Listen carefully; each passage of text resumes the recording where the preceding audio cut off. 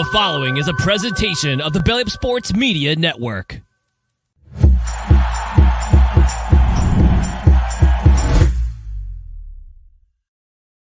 And welcome in, everybody, to another episode of the High Low Sports Podcast. We appreciate you all for joining us here on this Wednesday evening, or if you're listening to us later on in the week as well, too. It is always a pleasure. We got ourselves a very, very busy show here today, so I'm not going to take up too much of your time right now. I'm going to go ahead and bring in my co-patriot, Kelsey, right now. Kelsey, we got a lot to talk about today. Got a lot of things to get into. We're going straight to the gridiron, if you will. But before we get there, we will touch on the court stuff for the kids out there that don't care, that do care. NBA Conference Finals underway. Lakers taking on the Nuggets, all-time great game one. If you want to talk about the Lakers, everyone and their mom is already talking about it, so we won't get too much into that. I would say before we talk too much about the Lakers, I think we got to bring in a little special someone to talk, because I think he has a little something before he gets into the gridiron talk. I think he has a little something to get off his chest on this one. We might have crunch time at the very beginning of this episode. We'll lead right into it. We're gonna go bring in the man, the myth, the legend, the football savant, the gridiron god himself, the leader of all things football, top to bottom. If it's pigskin, he is the man for it. The man, the myth, the legend, Zach Keilman himself. Round of applause for everyone. We appreciate you all. Appreciate you for joining us here once again to talk a little football and a little bit of something in between too. Yeah, a little bit of something in between. You got me gassed up at the end of the pre-show. I brought this, and then I'm going to be talking about it right now. I got basketball takes too. I got my own stuff on some of these items with these conference finals, and it's a lot of coming down to the media coverage of these conference finals. That's the simple truth. I'll let you lead into it with a few questions, but hey, there's more teams than the Lakers out there in the NBA, ladies and gentlemen. Let's be frank real quick. Yeah, no, I think it's an understatement to say that the Lakers are getting a lot of attention, and to some people rightfully so. Obviously, you have LeBron, you have AD. You just gave up a triple double burger to Nikola Jokic, and maybe a 30 burger to Jamal Murray. We just don't know if that's actually the truth, because we haven't heard anything from anybody talking about the Nuggets. So, Zach, I do want to ask you. Obviously, you are a media guy. You are in the media. Now, you are not in the front side of facing media, outside of every podcast you do. But in your day job, what you get paid the big bucks for, you are behind the side of it, so you get to hear a lot of the talk. Yeah, what is it you're hearing right now in the playoffs that's driving you crazy?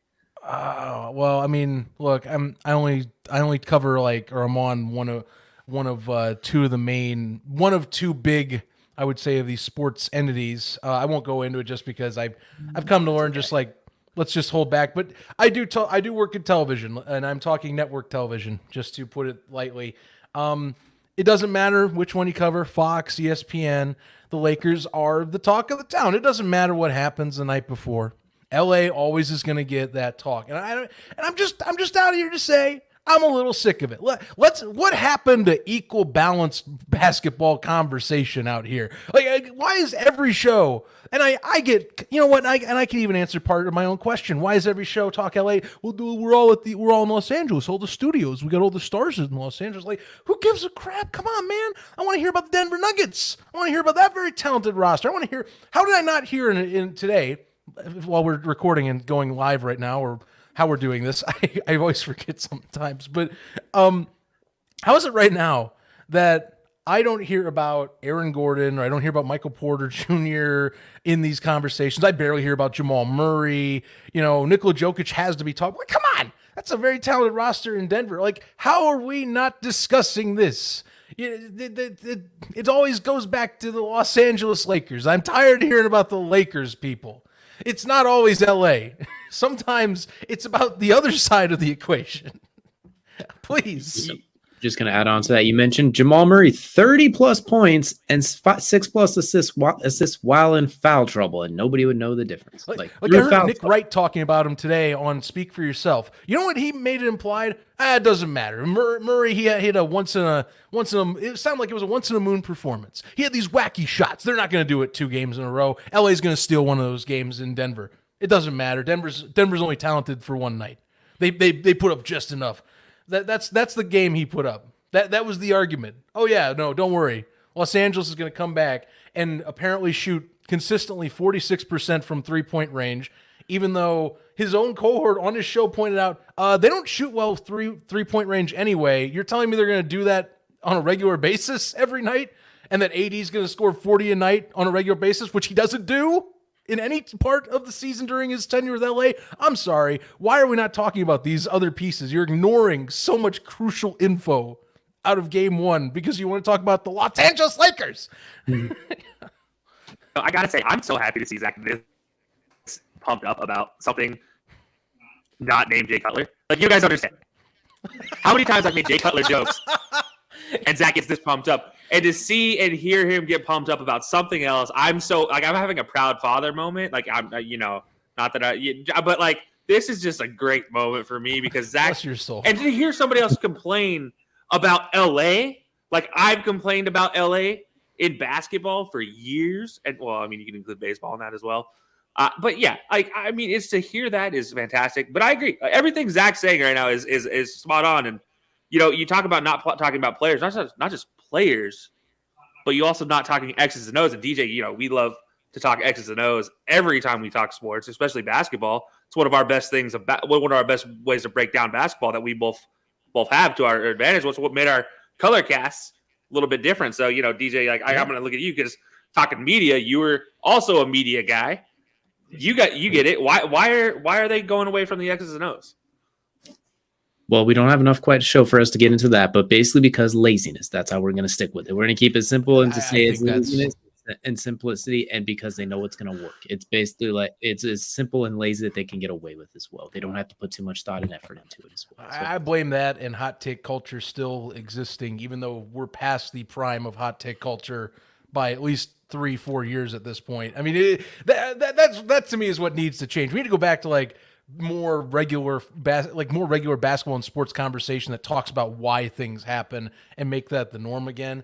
The closest that does it is NBA Tonight on TNT. And the shame of that is that we might not even have that show very soon, given the fact that Warner Discovery is debating on not getting NBA rights again. So I'm like, oh great, we might not have the best crew in basketball who does, even though it sometimes isn't always analytical, does the most analytical talk in the basketball scene and is the best show in the scene.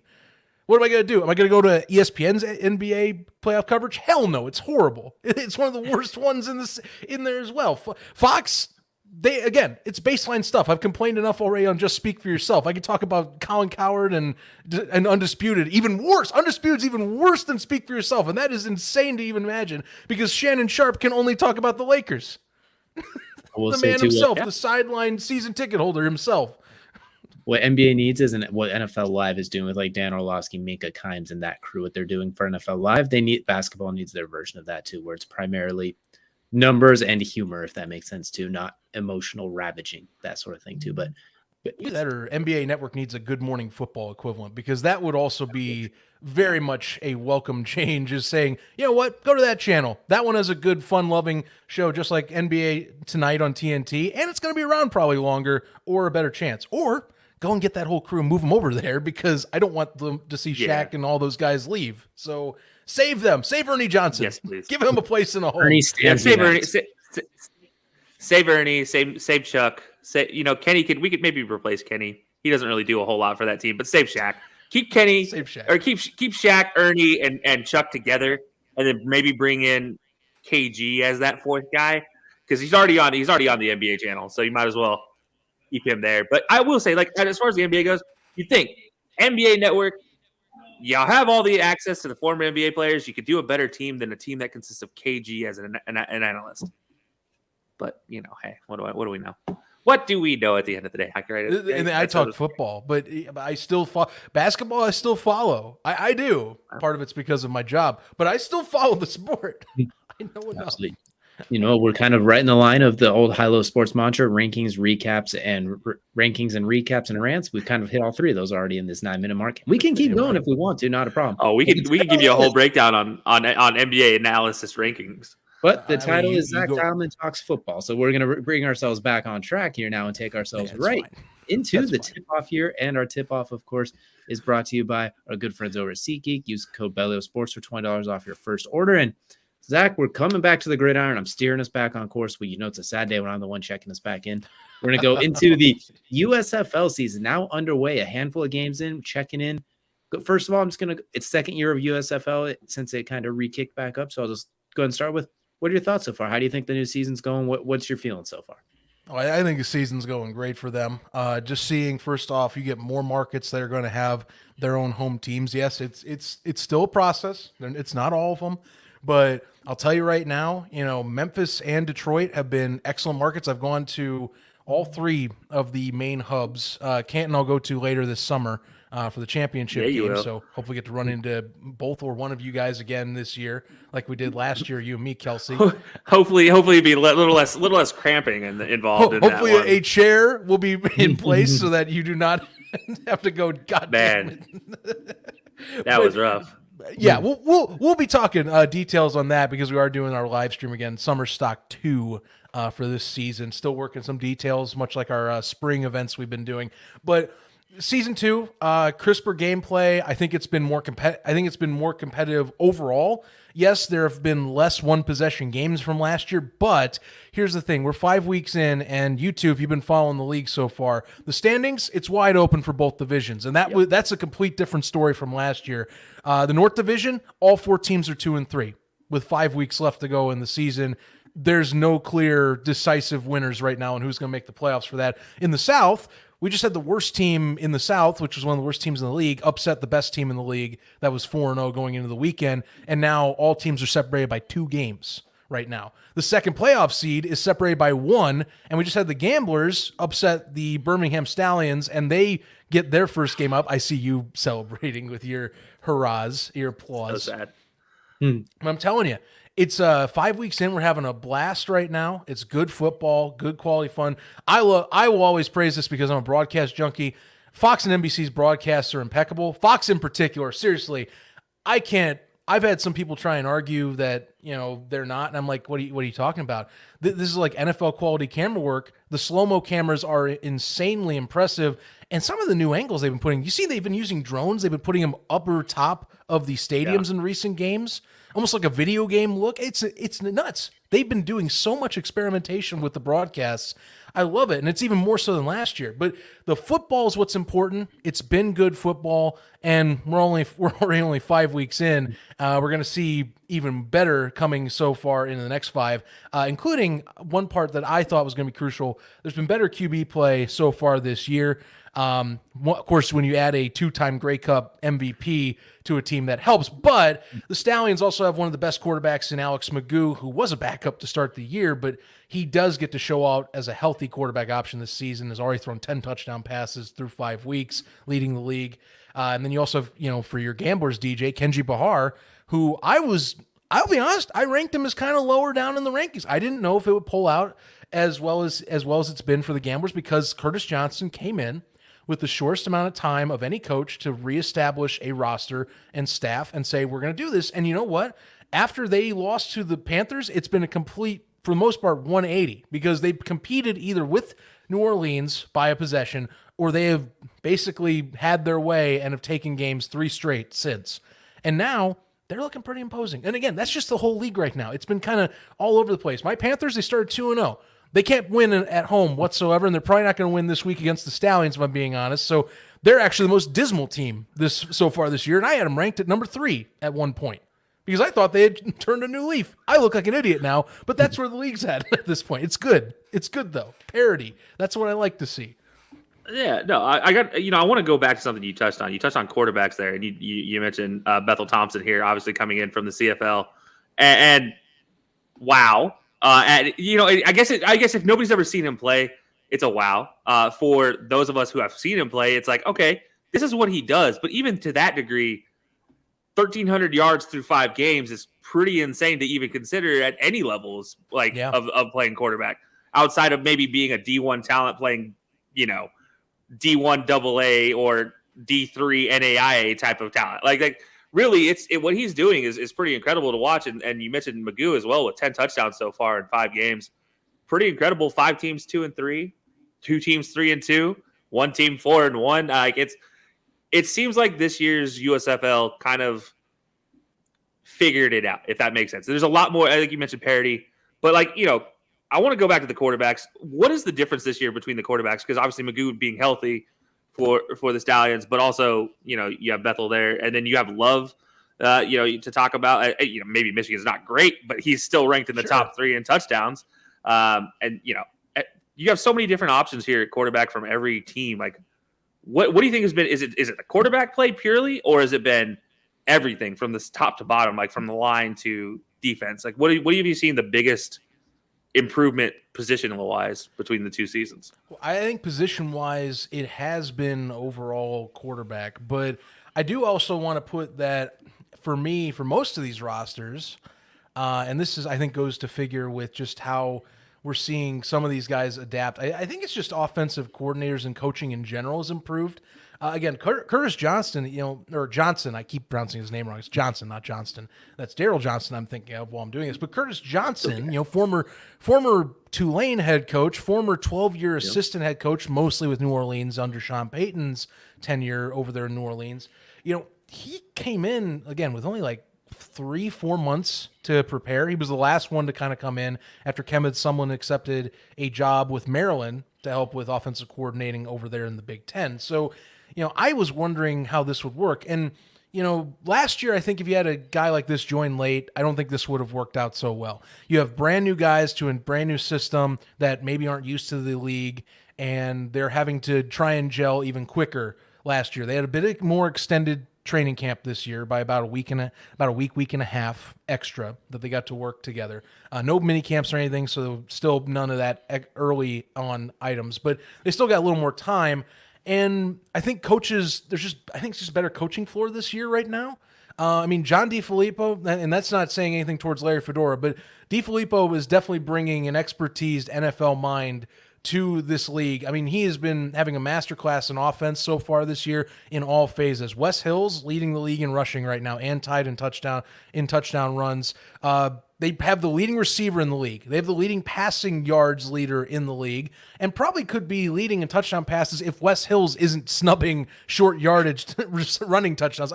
This is what we're talking about. You have him coming in. Curtis Johnson. I said it again, but I will go with it. Curtis Johnson. He comes in. First week doesn't have it figured out, but you know what? Their staff really improved. They cleaned things up. They brought in really good talent, not only on the coaching staff, but also in their own side of the field.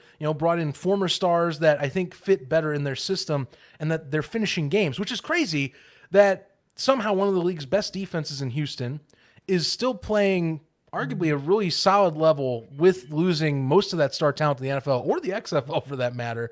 And they just had some of their best weeks of their year these past 2 weeks, one in Birmingham and then the previous week against Philadelphia Stars, holding them to only 16 points, which is impressive feat, multiple sack game. I think it's the coaching. QB play does have some factors. Troy Williams over in Pittsburgh, by the way, but again, what's the other key over there in Pittsburgh? You have Ray Horton and his son, Jaron, working together as coaches. That defense improved year over year. Ray is, of course, a defensive mind. Jaron, definitely a defensive mind as a coordinator, but they're also figuring out the offense. John Tomlinson, he was given the keys to the castle in terms of play calling last year instead of Kirby Wilson. Look where that's gone. Every week, their offense has improved, week over week statistically and performance-wise. Coaches, I think, are changing it. And that's funny. We lost half of them overturn from year over year, but yet we're seeing more competitive play. There's no Pittsburgh Mauler 2022 in this league right now because they all squads have made adjustments. Even Todd Haley last week getting an upset over New Orleans. He looked like a laughingstock through 3 weeks. He's had 2 wins in a row so far. One over Michigan, but the other was the impeccable one over New Orleans, and he gets to go home this week and play the Pittsburgh Maulers to possibly see who goes 3-3. 2 teams that were either a joke this year or at some point or last. Now everyone's talking, hey, we have no idea who the hell is the worst team right now. Maybe Michigan, but that's only because they've lost 3 in a row. It's hard to dictate that. It's because the coaches have been so good this season. Yeah, no, it really has been. Yeah, absolutely. One thing I wanted to kind of talk about is we're going to circle back before the season, because one thing the USFL did that I thought was really fun was that draft that they had as well, too. Bringing in new players. Obviously, you got to be a big part of that, which was awesome as well, too. So once again, that was really cool to see.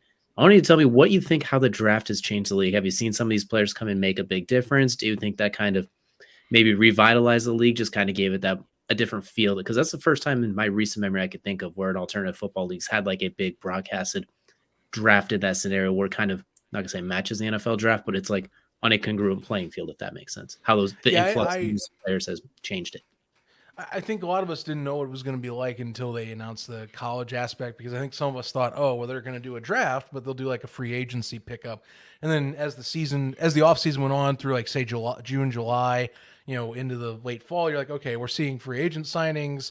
This is a little different. So now we're trying to wait and see. And then the college draft comes up. And I think a lot of people assume that these players were going to get instant invitations, like it was a free agent thing. But you realize, and I think a lot of people don't assume this or don't know this entirely if you're a casual fan, because you see a draft in the NFL, you go, well, of course they're going to go to the NFL team. Well, drafts don't mean you are on a roster. The team gets your rights, but you still have to go sign. You see the signing periods after the draft right now in the NFL. I mean, the Bears just signed 3 of their guys this past week.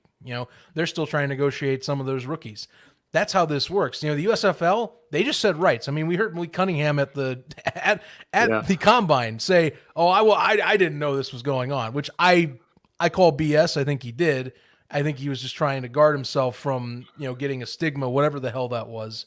But I think a lot of people were wondering about how that would work, and so far it's had very few returns. We've had a minimum. I think it's like 4 players right now that have taken those opportunities to say, I was drafted here, I'll sign on and go to my drafted team.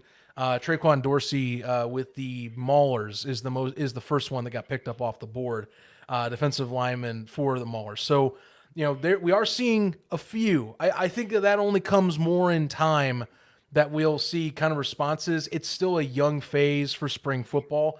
And I think players and their agents, the more years you see leagues return, and that the more they hear about like financial stability and like the good press around it, you get more agents talking about it that are like, oh, this is pretty good level. Maybe if you don't get picked up, maybe your kid gets some good film, and instead of waiting on a mini camp and getting cut, maybe you go over here, after the draft, like midway through the season. Or if you're an XFL talent, there were a few XFL guys that got picked up. They went to the league early, and then I think they actually had eligibility to go into the NFL draft if they wanted, depending on their contract situation. So you look at that, and I think the more years you put under your belt and prove yourself, agents will trust that more. They'll tell their players more that, hey, don't worry, don't think about this as a non-option. Think about this as a stepping stone. And then in years future, I think we'll see more and more of that happen.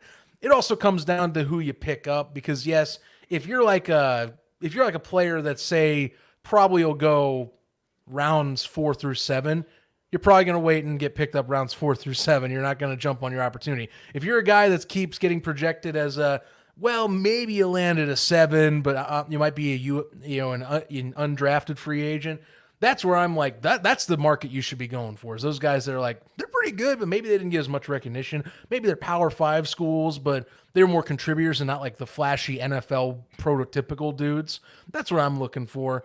And I think that is what they're going to think. It's a two-way street. Teams on the spring side have to realize that you're not going to get that instant talent, or you're taking a risk that later down the line they get picked up. Like, for example, my Panthers, they picked up Tanner Morgan. And I went, Morgan's great. I would love him in the spring football, but much like all my other buddies, we're like, I don't see him going to this. He's going to either get picked up as a UFD or a UDFA, or he's going to get picked up super late and take that chance. But if he gets dropped, hey, there's a slot for you right here. Next year, we have your rights. Just say you want to come by, and we'll give you a contract, and you can come on down for some film, because that's what you're giving them at that point. Like, say you're a fringe guy, it doesn't work out. Hey, we got your back. We're right here. Trust us.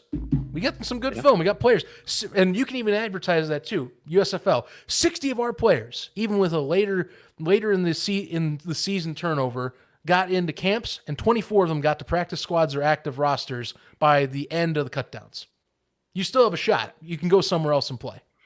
I'll say not just that, but then you can also add in 2, I believe 3. 2 for sure made the Pro Bowl. So, out of guys that were in the USFL last year, I'm looking at Robert Turbin as probably the biggest highlight of one, and then special teamer for Washington as well. Both made the Pro Bowl were USFL guys.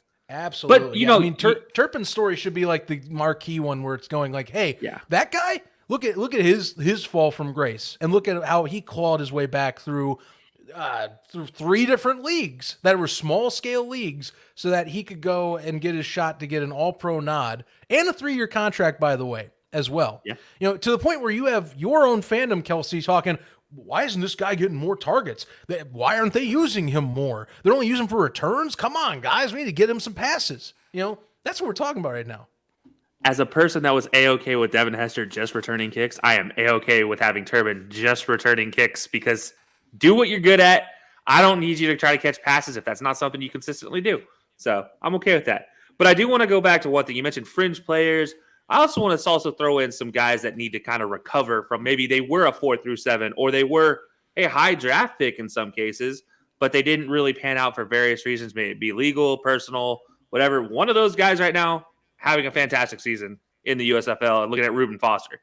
Reuben Foster, a guy I've been very, very outspokenly distrustful of is the best way to put it throughout his entire football career.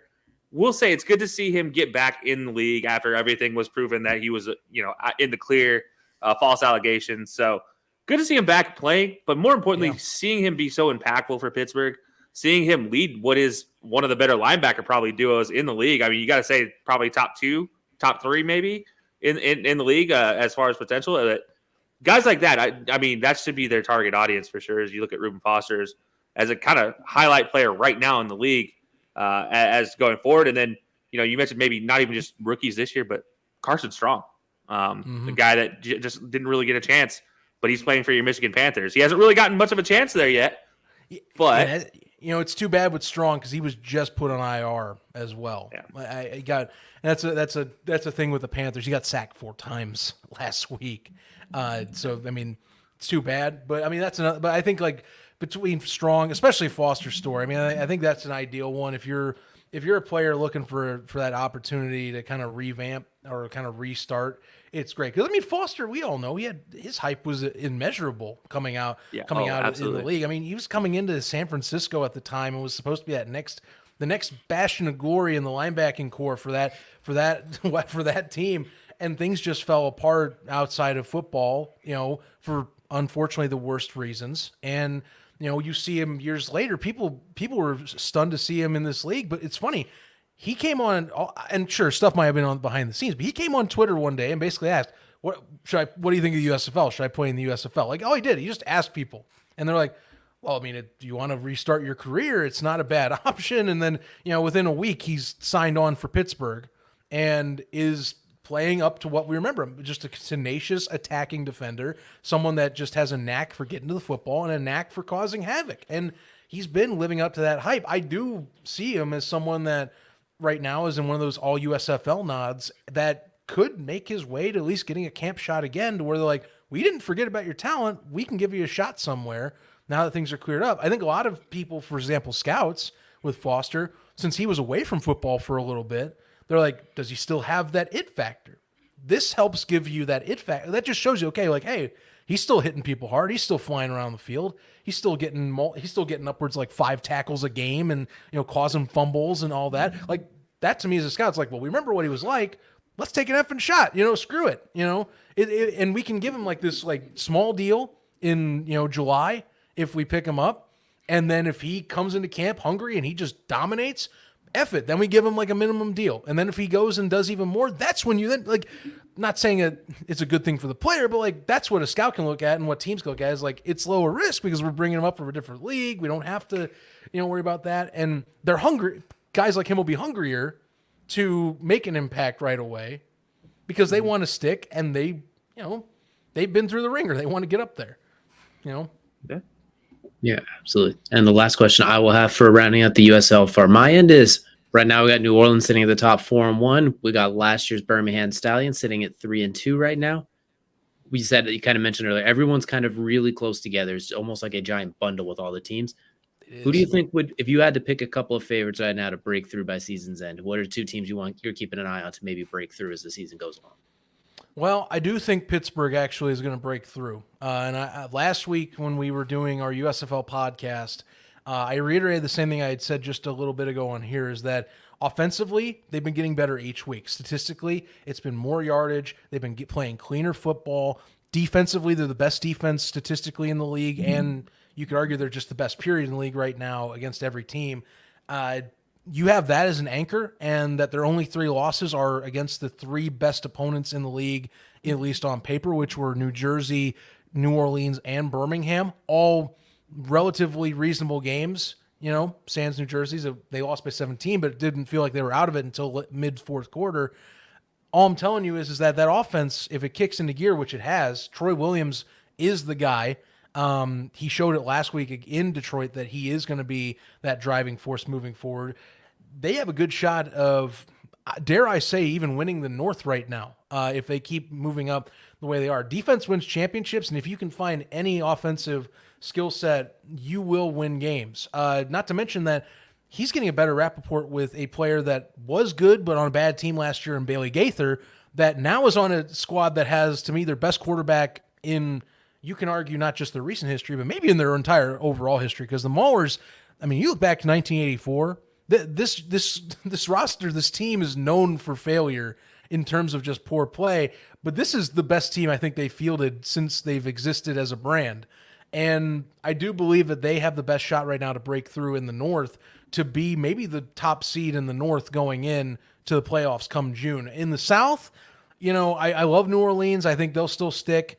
I think that the other one that is kind of trending upward is Houston. And I think it's because you have Curtis Johnson. Don't let the ref here. And company. I know, I am. And he's been really dogging me about the fact that I might have got that win in the beginning of the year, but now look look at the tables, look how they've turned, and it's because of the fact that they have a disciplined roster. Some folks are complaining about the penalties last week, which they got penalized 0 times, but to me, they have a disciplined roster. They have a really good quarterback in Kenji Bahar that, in terms of a better system and having a good second year-over-year experience at a pro level, has done head over heels better when healthy.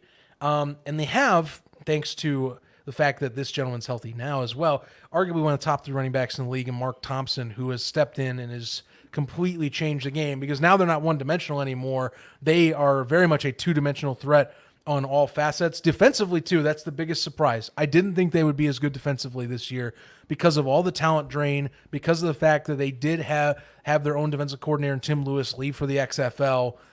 But it's been night and day. It's been basically every week they've gotten better on that side of the ball. And I can see the Gamblers, unless the Stallions get healthier, or if they can find an established run game, something that they have lacked all season, in part because of injury, because they lost their starting fullback in Bobby Holly, and they lost their primary rusher in Bo Scarborough, both in week 1 to IR. You really have to rely on Alex Magoo, and he can do that, but the best teams have 2 facets in spring football, and it's both ends of that offense. Right now, Birmingham doesn't have it. Magoo's great, but you got to find something else, because otherwise people key into it, and it's shown in their losses against New Orleans and against Houston. Half a season left. They're still in the thick of it, but Houston and Pittsburgh are the ones that I think are the most trending upwards of like what I think could happen. New Orleans, I think, will finish in a playoff spot no matter what. It's just, where will it be is your bigger question. I can't tell you who the second one for a playoff seed will be in the North besides Pittsburgh, because it's that hard to pick right now. Philadelphia beating New Jersey last week, didn't see that on my bingo card, but yet they did, with 8 field goals, tied for a pro football record, by the way. Didn't see that one on my bingo card either, but I just talked to the kicker from Philadelphia, and we had a great conversation about it. Yeah, shout out Luis Aguilar right there. Shout out eight field goals, leg of tie. What was it? Beating Rob Baronis' record, by the way. Tied Rob Baronis. He had 8 total. Was it 8? 8 total. So okay. I thought Baronis only had 7 for some reason. This was the way USFL Comms, their PR department, laid it. It's tied for the pro record, which it is, for amount of field goals. However, the distance for all the field goals beats that record that Rob Baronis had. So, there's where your caveat comes in. I guess if you want to do like tiebreakers for best pro record, he does win by the yardage amount, is how you can look at it. All I'm saying, Cowboys, you need a kicker. Just so happens to be a guy who hit 8 field goals perfectly right through the uprights. I'm just saying, They 8 field goals in one game. Didn't miss any extra points. Didn't miss any field goals. So maybe that's another underlying story in the league. So that record for the single season single game USFL one has been tied twice before this as well during the year, both by Matt Coughlin, who was on the New Orleans Breakers, and Chris Blewett, who's on the Pittsburgh Maulers, which is an unfortunate name, but he's perfect so far this year. By the way, he hasn't missed a single field goal. He hasn't blown it once. Put that one under your feather cap. But you know who they had to beat? Where's our Manscaped commercial when I need it? Yes. You know who they had to beat Where's for that record, by the way? when we need them? The original USFL record holder was Scott Norwood. Wow, that's a throwback. For those that don't know, that's a 1986? 84, 83, one of the two. I forget every time. But yeah, Norwood held it at 5 until last weekend. That's incredible. So yeah, kicking obviously look. I'm just telling Cowboys, go get a kicker. You got 3 of them in the league. You have 3 guys that you can pick up. I think you have no problems with. Or go get Anders Carlson if you're not going to take somebody who shows that they can kick in another spring league. Go get somebody. So anybody. Yeah, you should do that too. Help a brother out. Do that too. Absolutely. Well, that'll do it for our USFL coverage here in the tip-off. But we're not done with Zach yet. We just talked one phase of football. We got a whole separate set of football to go to. That's going to take us into Kelsey's second favorite part of every show. That is the main event. And Zach, the USFL we just talked about a little bit. But now we got the XFL that just wrapped up. Yes. Season 1 in the books. And I'm just going to open this up similar to how we saw it last time. We saw Arlington Renegades take out the DC Defenders in the championship. Go ahead and tell us, what were your thoughts on the league overall? Would you say success, a really good, some things to work on? Just get your overall first impression of season 1. For season 1, so I'm just going to put out a caveat. I think you have to look at it in 2 facets. I think the football was fantastic. I'm going to put it out right there. I think that it definitely did its job. It was entertaining almost every week. I mean, it's a season 1 of spring football and what you expect. Good quality football. Yeah, it's not going to beat NFL games, but it's damn good, and you should definitely tune in.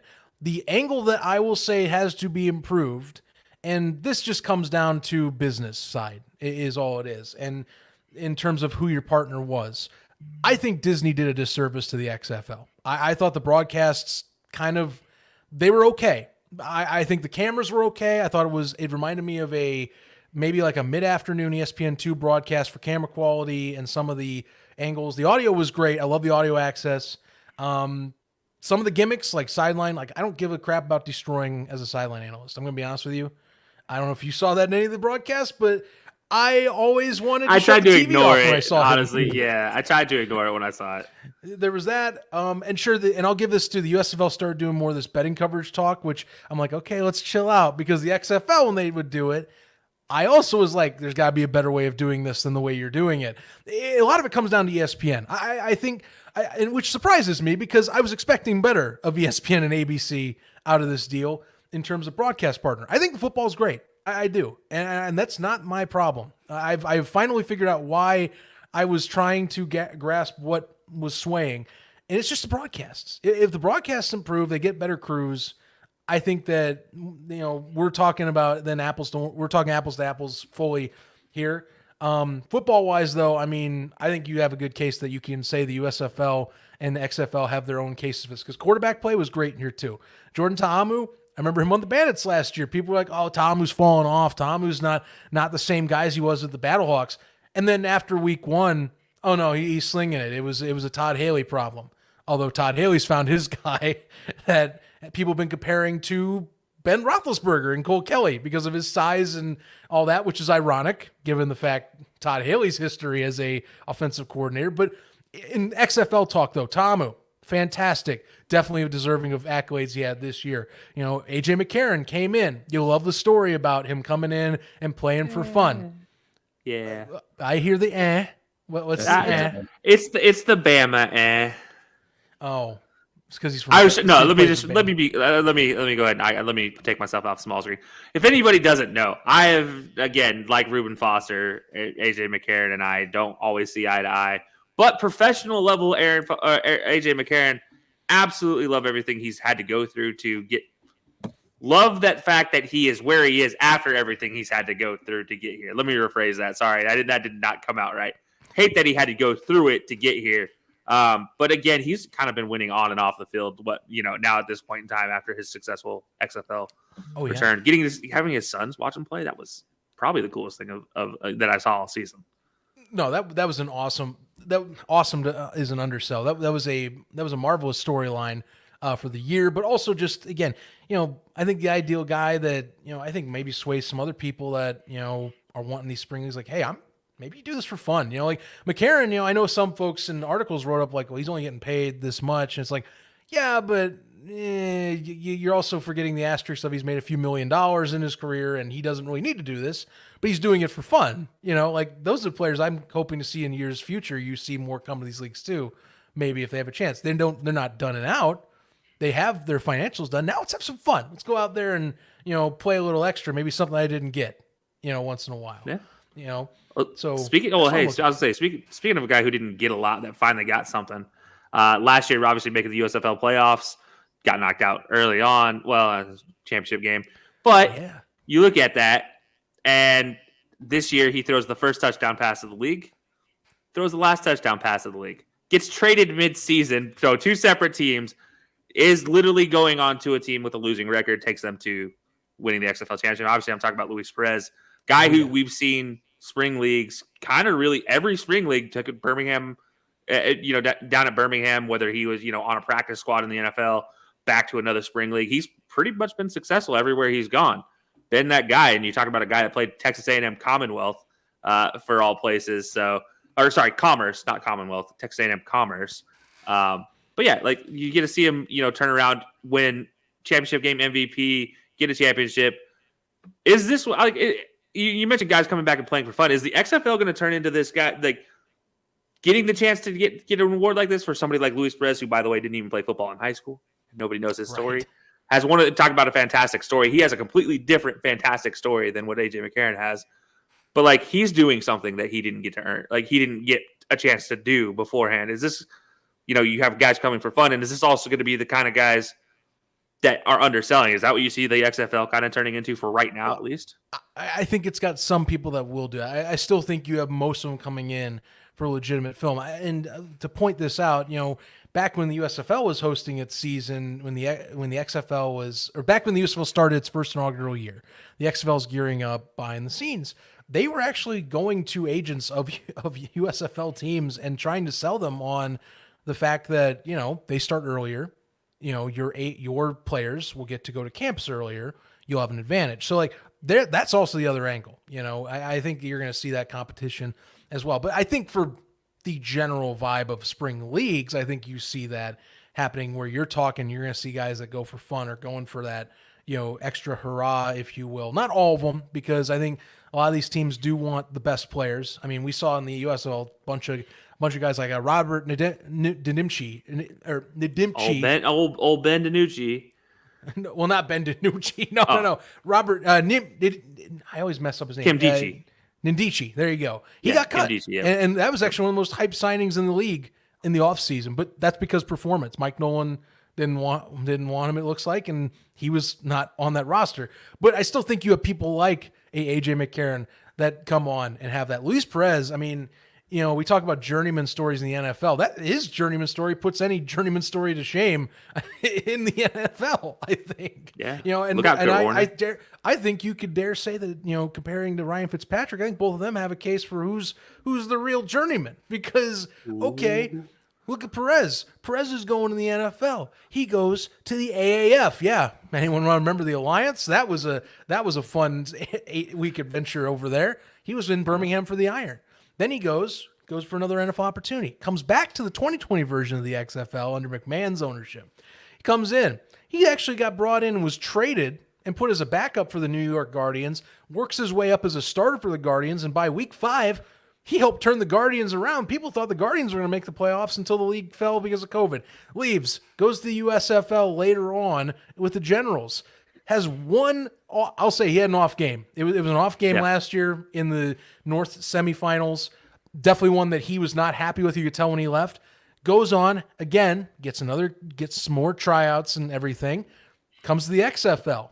Goes on to the Vipers. He looks down and out. That team, I would say the second worst team in the USFL was the Vegas Vipers, and he goes and gets the best trade in the world, goes to the Arlington Renegades, who had been dealing with poor offensive play calling and QB issues, but had an excellent defense and excellent talent around him for specialty players. He comes in, changes the game within a few weeks of the end of the season, and there you go. Rest is history. That's an ultimate journeyman story right there. And that's one I think that you can write home about and say, like, hey, football, there's a lot of levels of football you can go play if you look hard enough that are quality stuff and you get good looks. I actually wonder what his prospects are come this season, given that he had even more fantastic film to go off of. His championship performance, I mean, guys, it was something to behold. 288 yards, 3 TDs, only got sacked once and only had 10 incompletions, 36 passes.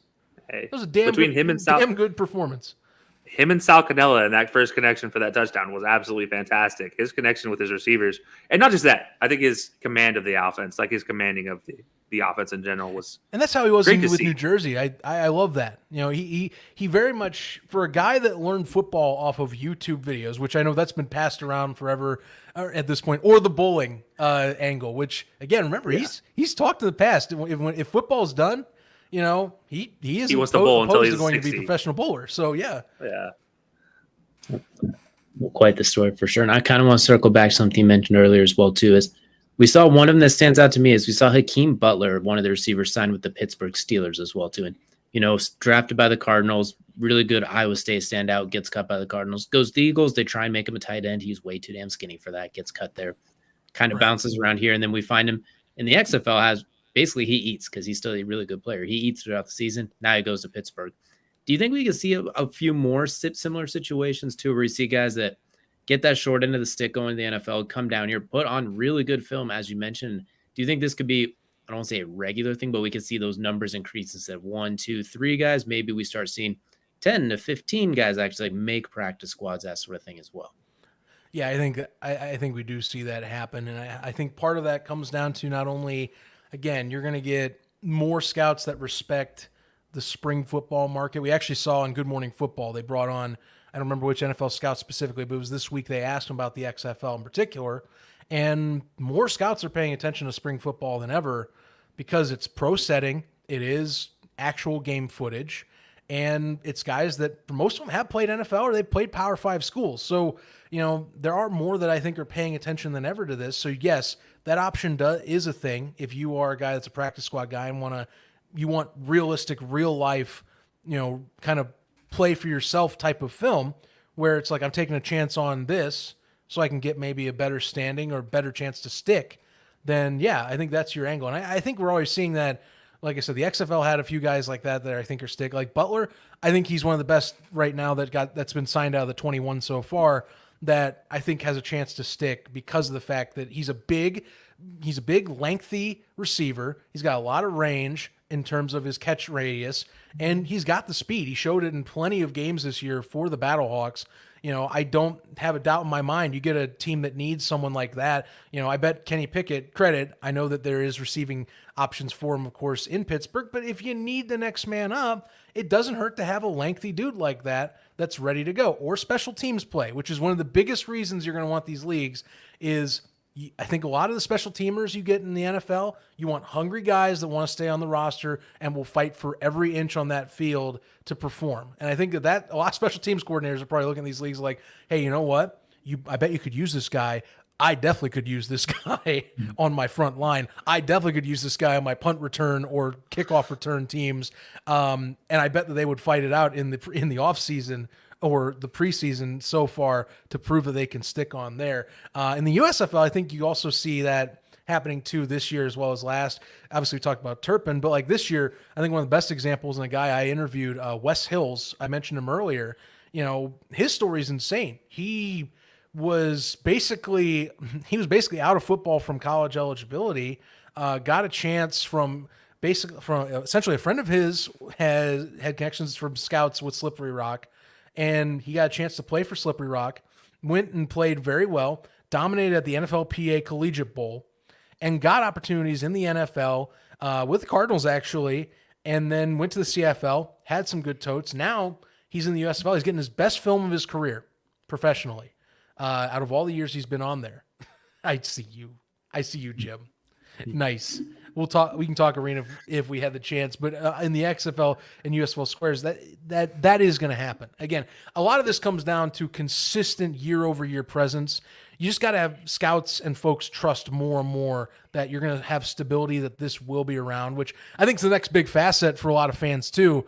And I think folks in the NFL scene, like NFL, they've said to both leagues. I know that the XFL came out and said that they have a partnership with the NFL. But the NFL's made it clear they support both these leagues. I mean, they helped make the rule book for the USFL, for crying out loud, in terms of coordination. So they want one of them or both to succeed, but they can't be actively participating. So they're basically the guy in the I would say at the Roman Coliseum in the Emperor's chair going, all right, fight it out. Let's see which one of you is last man standing, because we'd love to have one of you. Or both, hey, screw it. Hey, let's figure it out. But at least one, they would love to have one, because coaches have talked about this for decades now, that they need a developmental angle in the league for talent that does need to have some polishing. All I'm going to say is they have a league in Europe. They have 2 leagues in America. Get a league in Mexico, and you got yourself a nice little developmental league that has 2 international and two national There's teams. There's another league that's forming. If you've heard of Hal Mummy, one of the godfathers of the air raid offense, he's helping actually former Arlington Renegade coach in the XFL and Arlington Renegade offensive edition coordinator. 1. Yeah, exactly. Edition 2, sorry. Yeah, and I guess if you want to throw it in there, TSL Mega Bowl champion with the lineman, which is the predecessor of the USFL, by the way, if you want a little trivia piece. He's helping form a league down in essentially Mexico and Texas. It's a 6-team league. They're calling it the International Football Association, and they're going to start that up. I think next year is what it is. And it has like big name guys in it. Like right now, it's just what a time to be an investor in spring and alternative football is all I'm telling you. And this is why we bring Zach on to talk about alternate football at all times. Zach, before we jump into the final crunch time questionnaire, I got one big question for you for the XFL going into season 2. What is the number one thing, not that you want to see change, but what is the number one thing you think will actually be changed between now and season 2 or the start of season 2? You're talking for the XFL? For the XFL. For the XFL, it's kind of hard because they've already came out with a few items for next year that they're saying, for example, you're not going to see teams permanently. They're going to go travel again. They're doing the same thing as last year. They're going to basically have them all fly out to their cities, visit, play in their cities, but come back. So they're not doing that for the near future. I think the main thing I want to see change, like I said, it's not really the gameplay. I think it's really just, like I said, I want to see Disney and them kind of sit down and discuss, can we get better quality broadcasting? Because like I said, that's my main problem. Is it's not the league itself. It's the partner they are with TV. I think they treat it as like a second-class citizen in some regards with some of the camera quality and some of the choices that they make for the productions. Sure, some of it's minor scale to some people, but I see it. Look, if you're in a championship game and your graphic for your clock is broken to where you have to film the in-stadium clock, what are you doing, dude? Fox wouldn't allow that to happen. NBC wouldn't allow that to happen. You shouldn't allow that to happen. You're ESPN on ABC. That's the stuff that bugs me. And I think that's fixable. The league just has to go and say, hey, look, we're back next year. We're gonna we obviously we're still testing our grounds with you guys. We have a multi-year deal with you, but can we get you to ante up a little bit? Because that's the problem I got. Football wise, they're doing a lot of stuff right, and social media wise too. I actually praise them a lot. They're doing a lot of stuff great on social media. But your broadcasts, I feel, are your biggest downfall. Is that ABC and ESPN do you a disservice because they don't treat it as professionally as Fox and NBC do. That's my personal opinion, but I think the proof's in the tape. Well, I was going to say, we also got to meet a lot of the guys from the USFL last year at Canton. So because if we were sitting doing you guys were doing summer stock in the parking lot for the media crew, and we got to see their professionalism actually really in firsthand there. No, I definitely do agree. By the way, the only time that's ever happened in Super Bowl history was when the power went out in New Orleans during the Baltimore San Francisco game, and they had to film the clock for all of 1 minute before it was fixed. But yeah, that's just a fun little. What a world! I still remember to this day that game. That's Vividly. It's amazing how a light's turning off can flip a team into go mode. Too late though, but they almost did it. I'm still not convinced that Jim Harbaugh didn't ask somebody to pull the plug himself too. You're down 20-3, then suddenly you get it rolling again after 30 minutes of adjustment period. Like I'm somewhere did that. Like no one will tell me otherwise. And you're telling me that's not something Jim would do? I'm not buying it. But anyway, we'll get the tinfoil hats off, and that's going to do it here for the main event, which is now going to lead us into Kelsey's favorite part of every show. That is, of course, Crunch Time, brought to you by Outlier, outlier.bet/Hilo Sports. Bet smarter, not harder. Get yourself a free 7-day trial. And Zach, we're going to have to ask you to turn on the fan there. I know you're in Arizona, so you got a fan there, so we're going to throw you on the hot seat here for 5 bear-ning questions here. We're going to go ahead and kick us off with the first one. You're a sometimes reluctant, sometimes hesitant Chicago's Bear fan here. First one I got for you. Bears just finished off their draft. A lot of talk leading up to the draft. They were the talk of the town for a few months. Give us a letter grade. The Bears' entire draft. Give us a letter grade so far on what you'd say. I think for a draft, I can't call it like a sweeping A, and it's because I think there were some I think some of the flashier picks were gone early, and I also wasn't fully on board with how they did the one trade down for Tanner Wright. But I do think it gets a solid B plus at best right now because it fills most of the gaps they still needed. And that's why I think it's a good draft. It's not like the best of the best draft, but I think it's a pretty good draft for what is like most needed items. Like you needed to get a tackle. Okay. Yeah. You didn't get, I wanted Paris Johnson. He went early. Oh, well, it's okay. You got the better tackle. I know I've heard a lot. Trust me, I've heard a lot of good stuff about Wright. When you're talking about that, you can hold down SEC defensive ends like it's nothing. Will Anderson having basically no impact whatsoever against their game against Alabama last year. Yeah, I'm going to raise my eyebrows. But again, solid pickup. I love Johnson's size. That was my thing. I just love the imposing wall of doom that he brings. Sir, as you being a slightly undersized offensive lineman in your time, you should not love the size of the offensive lineman. You should love the fight of the dog in the offensive lineman. Oh, I thought he had the fight of the dog. I think Wright does too. You know better than that. It's never about the size of the offensive lineman. I think Wright does too. And look, he's going to DJ. Wright's going to be the tight end once. That's all I'm going to say. And the thing that's nice, like they get a tackle that you can put that they're gonna probably put it right. It's gonna be a very strong right tackle option for them. Braxton Jones was an underrated gem last year. He's probably gonna stick at left. He had a pretty solid year at left. And I think he's gonna keep improving. So, to me, they locked down their front line. They also locked down, I think, some at least vital rotational pieces at worst to starting quality defensive linemen at best. Obviously. I thought Pickens was a great choice as well. Just picking him up, 2 SEC guys coming in, of course. I also love Tyler Scott out of Cincinnati. And this is twofold because he got picked up in the USFL collegiate draft, and I read up on his 4.40 and his 4.40 speed. And I went, that guy's not going to be at all kept on the board. He will be picked up somewhere. He's not going to go in the USFL. And sure enough, the Bears pick him up, and I went, yes, thank you, please, because I think that the Bears could use a speedster like Tyler Scott, where maybe his route running is not so great, but screw it. Hey, you want to put out a 5 receiver set? You don't have to be great when you run straight. Right. You want to put out a 5 receiver set, see that kind of 3 bunch over on the right side. Yeah, you're going to be the middle one that's kind of put up towards the line. Just hit the sprint button. That's all we need. You're the guy running the streak. I bet you'll hold right trigger anybody. The whole time. Exactly. And yeah, you can use him as a gadget player. You can use him for jet sweeps. You can use him for just a lot of fun, kooky stuff. And I think that's what I'm looking at him for. I like that pickup in particular. Other ones, like I said, it's a lot of utilitarian stuff. Noah Sewell, I know some people thought it was a weird pick. I personally think they need it because I still ain't confident with who's behind the options at the front 3 of that linebacking core. I don't trust whoever is behind right now, everyone else in terms of Sanborn, Edwards, and Edmond. So I'm just telling you, that's a good one for a late rounder and somebody that was a diehard, dedicated Power 5 linebacker over in Oregon.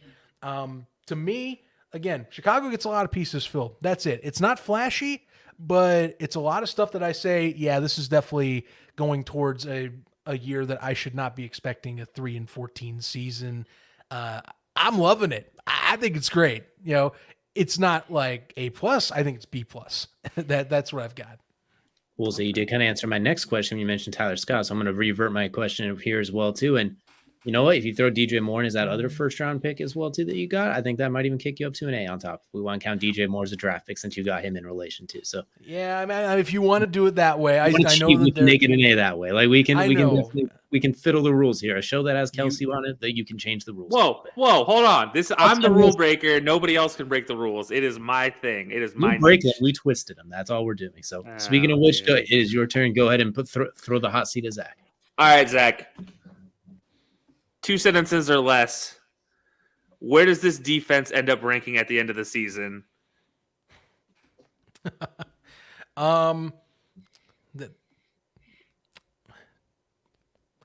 Made this tough on Chicago will most likely be a top 10 defensive unit by the end of the year. I think that's the case because they improved their front seven through free agency / the draft. And again, it's utilitarian pieces. They still need stuff. Those were my 2 sentences, by the way, beyond what I just did right there. I would say that was a long run-on sentence if you're going to keep going. No. My 2 ended with they improved the front seven. You can retort if you want. I'd probably jump the gun. No, I think that's very interesting. Top 10 by the end of the season. Underrated defense, but I will say I do know there's a Bears fan that listens to the show that might just get giddy in his pants right now when you're saying he's a top 10. There's a potential top 10 defense sitting in Chicago right now. So I'm interested to see how that turns out. Mind you, we are going to be still doing our NFL show, so this may come back on repeat at some point in time, Zach. I'm sorry. I didn't warn you that beforehand, but I'm just letting you know now. Knowing you, I fully expect you to hold on to all these little tidbits I throw out here, because look, I still have things I want to see. I mean, it's to me, this year's a make it or break it start off for at least a lot of people on this roster. I can say something about Justin Fields, but I also feel like I'm beating a dead horse with people talking about Justin Fields. So we can talk about Justin Fields in just a moment. Don't worry. Well, we could, but defensively, the thing was their secondary. It was already doing a fantastic job at the end of the year. Kyler Gordon was improving week over week. I thought that they had done an excellent job at getting other help in the safety section for Eddie Jackson as well. Those were imposers over top.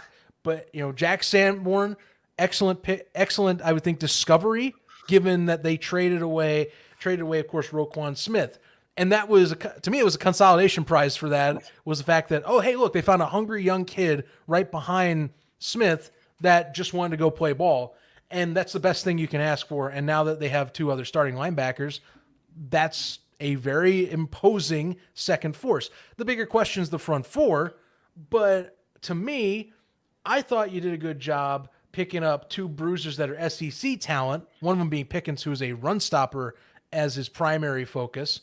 The other one, of course, being an all-around kind of everyman in terms of Dexter, that is, kind of going out there, and he's played multiple techniques. So that being said, you can still mix that up.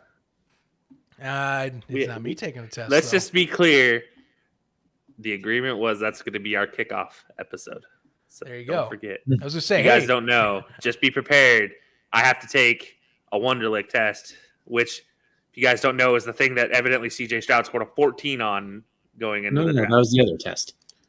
It's all football IQ. It's all football IQ based. So it could be either one that I take. What happened to just go play football? Vince Young happened. That's what happened. People want to go in and make this. We don't play school. But, all right, DJ, question number 3. Okay. I was going to say my final point on that line was DeMarcus Walker's going to make or break how imposing they are right now, unless they do a trade for a said person that's over in Washington, or they pick up Yannick Ngakoue, who's sitting out there nice and pretty. And Bears fans want Yannick. I wouldn't mind getting Yannick. I wouldn't mind getting Yannick. I know you wouldn't either, but I need a good 4-3. Or the guy rusher. that's sitting over and watched it. If you go, nobody knows the guy that's sitting and watching. It just so happens to be, he just changed his bios in every social media to defensive tackle for ... So let that speak for itself. Quinnen Williams maybe too with the Jets, who did the same thing. Maybe Bears want to throw a pile of cash at him. I mean, they could, they still can, and that really depends on, does Ryan Poles, he's talked about it's a few years type of situation, but you know what's funny? I follow the Chicago Bulls. The Bulls told me that too. You know what Chicago did? They decided in one offseason, we're just going to do it and go all in 1 year. Yeah, no, it's Ryan still a Poles, rebuilding session. Let's not kid ourselves. I hear about Chase Young. I hear about these rumors. If you go for Chase Young or any of these other guys on a trade, no, this ain't a 1 year deal. You're putting all the chips on the table to make a big splash your second season just to say, F it. We're not waiting around anymore. The rhetoric's changed. All right, DJ. All right, so we already went through the draft questions I had too, so we're gonna steal one here from the other bin. DJ Moore, I mentioned him earlier. What do you think his final rough stat range is? Like, doesn't have to be exact numbers. I'm not gonna hold the gun to your head to pick exact numbers. So just give me like a rough where he'll finish. We'll look at just yards and touchdowns. Maybe not the gun. Not the gun. Just the answer. I'm not held under a gun. I just am supposed to give you a general answer. Just give me a rough idea. Like you think he'll have 1,010 or like 1,508, something like that. Oh, he'll have over 1,000. I think he's easily. I think you got him easily for. Well, okay, maybe I say easily, but then I'm thinking this is Chicago. You never know. Obviously I could be. I have faith in Justin Fields, but not every pass is just a deep bomb and we walk away happy. Give me 1,250 yardage, and 7 touchdown passes. I don't trust him to be a double-digit TD guy because Moore really hasn't been that in his career. He's been more of a yardage guy. But I do think his touchdown numbers jump a little bit higher up compared to last season. I just don't think his yardage does because the Bears still have a pretty solid run game, not to mention Justin Fields, until proof in the pudding is shown. I can see Fields being more still like last year where he'll just, if he finds time, he runs, and then it comes down to, you find your one receiver. 1,250, though, I think he is the main guy in that offense that's going to make the most impact. By the way, that would put him in top 10 of last year's statistics if he had 1,250 yards. So, look, for everybody who says he's not a number one receiver, trust any one of the three of us that is in this show right now. He's a number one receiver, and he's one of those sneaky stat guys. He doesn't have as much flash as some others, but you dig into the tape, you dig into the analytics and the numbers. He has been top 5 in many categories since his time he's joining Carolina with rotating quarterbacks. That's the big asterisk. He's never had a consistent starter with Carolina, and he's been doing this on a regular basis. Allen Robinson did that too. Now, the hope is you don't have an Allen Robinson arc going to Chicago. That's the caveat. I don't want to see that happen either. This is the second time I've heard an Allen Robinson comparison with DJ Moore. Well, and then the same exact stat line came up afterwards. It's the exact same situation. Let's hope we don't have the injury. I'm not saying he gets injured, but I'm telling you, it's the same situation. You guys are speaking the negative into existence right now. But I don't think it'll happen that way, though. Why? Because he's been healthier, and I think Justin Fields is going to be the guy. I don't think we're going to get a Trubisky thing, so that's my angle here. All right.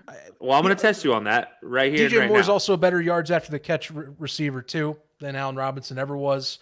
That is a big key factor. If a guy can go from 5-yard reception to 45-yard reception off a few cuts. Yeah. All right. So let's test this Justin Fields. You think Justin Fields is going to be great? Justin Fields, does he rank higher or lower than 15th at the end of the season for quarterbacks? He's higher than 15th by the end of the year. I think at worst, he's say 12th. At best, if things go what you're hoping he is, we're talking, and I'm talking you see improvements in his medium range passing game, decision making, and kind of slowing the game down, and he's not getting himself beaten up, that's where I think you see him go upwards where he has the potential to be a top 5 guy. with all the versatility he has. But it comes down to those improvements. He's got all the supporting cast with the line, and he has what you can argue is the weaponry now. I mean, they traded for Chase Claypool. He's going to have a whole year to understand the playbook. There's no excuse for that anymore. Darnell Mooney's going to be back. It was his favorite option before injury. Cole Kmet had his best season of his career and was a solid tight end last year. And you're going to have DJ Moore. And you're still going to have Khalil Herbert at the very least in the backfield, along with Deontay Foreman. You should be pretty well set off. That's where I'm thinking this could be a top 5 year for him, to where it goes from last year where you're seeing the talent to where this year going, now it's all being put together like a Josh Allen type of arc. But I think it's 12th because I think he's athletic enough to where you can still say, all right, he's like Lamar Jackson. You can run. He can keep things interesting. He can throw the deep ball. He's explosive enough to keep games a little bit, I would say, never out of reach. But it comes down to his progression. He's been working a lot this offseason, I understand, and been doing even more. He's a hard worker. But, got to have that understanding of, take stuff when you can. It's not always about the deep ball. It's not always about the home run. And it's not always about getting killed and showing that you're the tough guy. Because being the tough guy eventually will bite you in the ass. Yeah. And mind you, comparing last year's numbers to what you just said, I finished 26th last year in passing yards, statistics across the board. So, 26 out of qualifying 34 quarterbacks, I believe, actually qualified for the actual rankings. So, definitely climbing up that ladder for this year is what you're predicting. Which I think he keeps moving up. I think the question is how far. It like I said, it all comes down. It's year 3. I've told it to Steve on our own little Bears discussion we have on the Coach Steve show. I give QBs 3 years. This is the defining year. You've got all the pieces together. And Bears fans are their own worst critics in terms of how they want to tear each other apart. No excuses now. I mean, that's the thing. We were split last year for some stupid reasons, others legitimate. This year, it's like, okay, well, everything's in town for you. So, time to even update your game even more. That's what I'm thinking will happen. Yeah. I'm positive it will, but a piece of me still says, well, I mean, we've done this in the past too, and it's not out of the question. Yes, you guys have. So I am always going to be skeptical for a small bit until it does happen. That's how I am.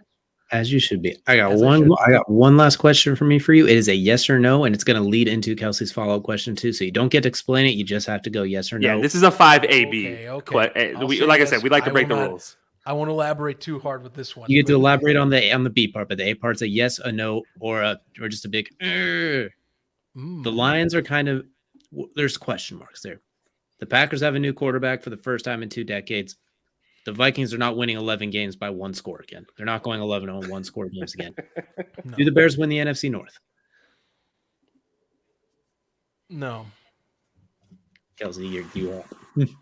Ooh, all right. Well, that's interesting. Okay, then in that case, what do you see their final record being? I think their final record is their wild card team that finishes 10-7. Wow. Okay. And I think that. How do you think? I guess let me double that up with how do you think they do in their division? If you don't have them winning the division and they're going to be a wild card, how do you actually have them performing in this new look NFC North? Yeah, a lot of it comes down to my confidence in what Detroit's been doing. Actually, I'm actually bullish on Detroit a lot. I'm not. I can tell, but I'll go with my angle on this. I think you see them split games with Detroit this year. Yeah, I don't think Detroit sweeps them again. That's going to stop. I do believe that you're going to see a split with Minnesota. As much as Minnesota's not going to do the same thing, they're still talented enough to steal a game. So I think you see that. Where I come down to is, do you sweep Green Bay, or is Green Bay secretly good enough to where we're going to have to sit back and now reevaluate the North? I don't think Jordan Love is, but that's off very limited film. And I'm trusting to see if Matt LaFleur is going to develop a QB after several years of having him on the bench. At worst, you split them. At best, I think the Bears should be able to take the series against the Green Bay Packers this year.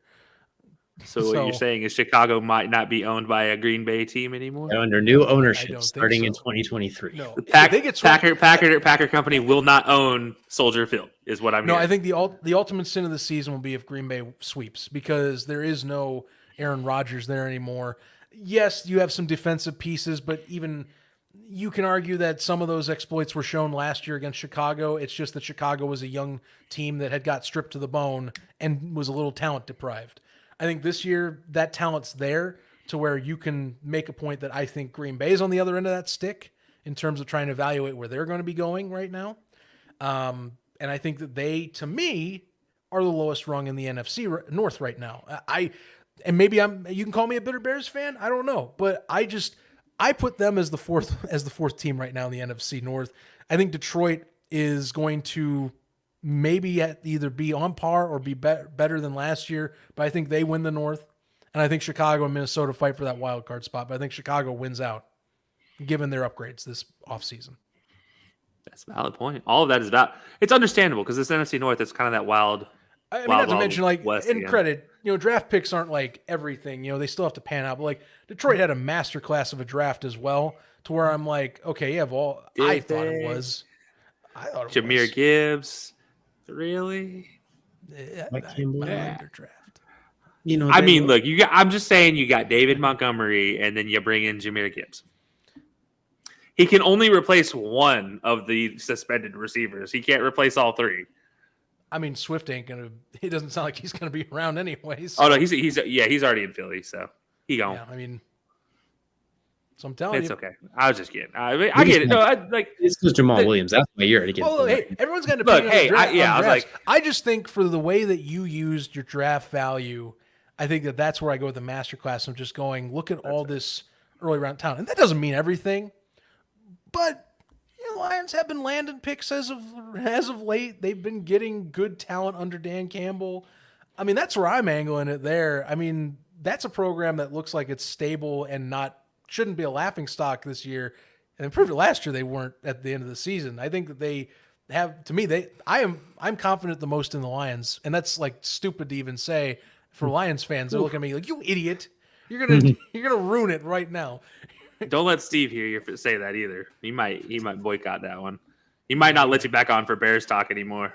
Steve might, but I mean, Steve will also tell you that he's got some things that he's, we talk like we still need to see the proofs in the pudding, man. You can talk off season and gaslight me off season wise all you want, but that means nothing until I get to week one.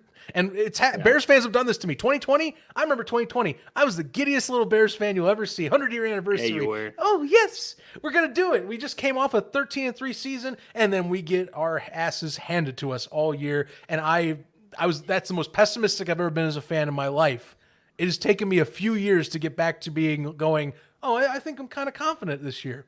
I remember that year for you. That was PTSD rough. From 2020, guys. I'm serious. It's been a little while. That was a rough year for the NFL show for us. Yeah. But anyway, that's going to do it for our show here today. And Zach, for those of you who don't know, which is probably nobody listening right now, tell them where they can find you and when we can check in and hear your beautiful voice more than just when you join our show.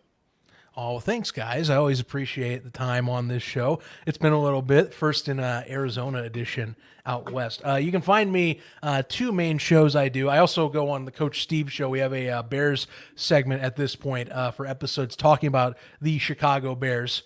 Bear down if you want to check those out. We're doing those more throughout the offseason. Just kind of follow the Coach Steve show on Twitter. Also, though, main shows I do, USFL podcast, basically talk all things USFL, interviews with players, personalities of the like, you name it, from around the league, and we discuss weekly about the league itself. Check that out at USFL podcast on social media platforms, as well as your favorite podcast platform, and on our YouTube page. Also, the National Arena League's official podcast is what I do as well. You might have saw a few of those from an account that was of course messaging on here. That was from my good buddy Jim on the show, my co-host and main graphics guy extraordinaire, who does a fantastic job running production for Inside the Walls. Follow us at InWallsPod.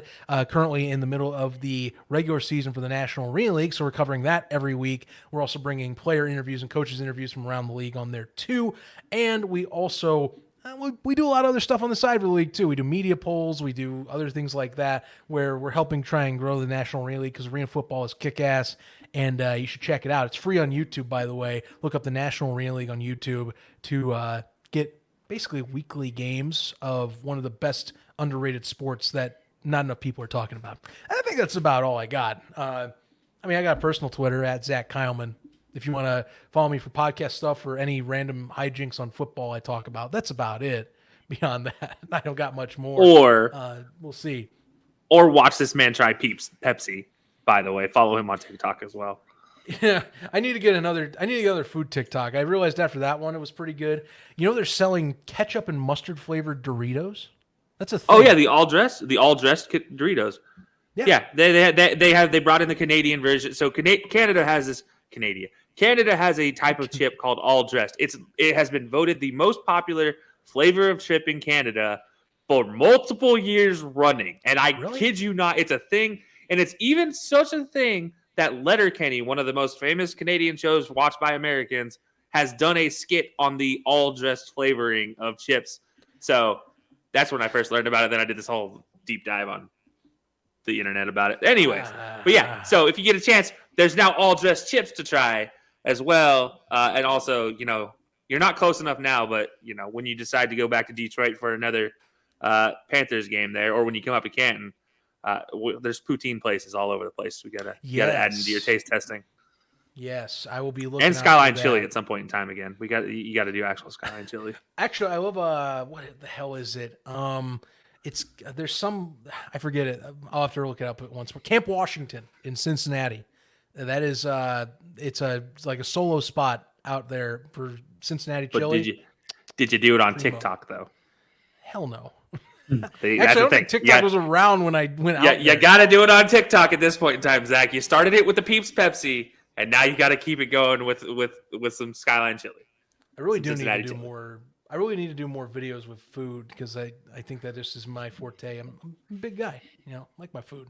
Well, as you all can hear, football, food, everything his forte. You know the guy to follow. It is our good friend, Zach Keilman. We appreciate you for joining us here to talk a little bit about football and all things gridiron, and a little bit of food here at the end, because it wouldn't be a high-low sports podcast with some food references as well, too. It would not. Always got to be the food references. It would not be. Every time it's mandatory. If you know, you know. But we appreciate you joining us. Everybody be sure to go follow Zach and all of their podcasts as well, too. Keep yourself up to date on all things football as well.